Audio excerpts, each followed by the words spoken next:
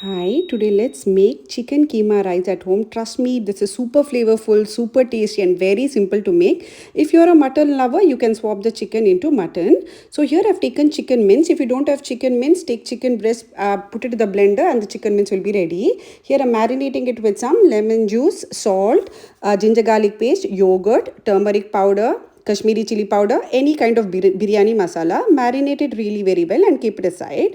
Now in a pot, add in oil, then I've added in sliced onions and fry it really very well till it turns brown and keep half of the onions aside.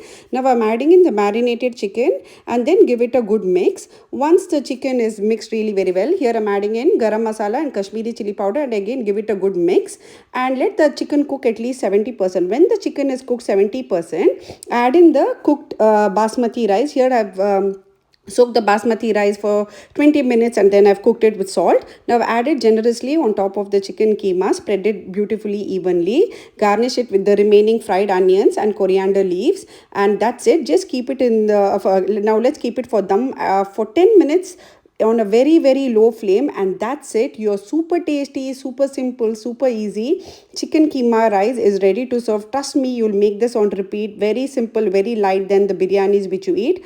Make this, try this, and enjoy your weekend. You can serve it with any kind of chutneys or pickles or salads or even raita of your choice. If you like my recipe, please don't forget to like, share, and subscribe to my channel.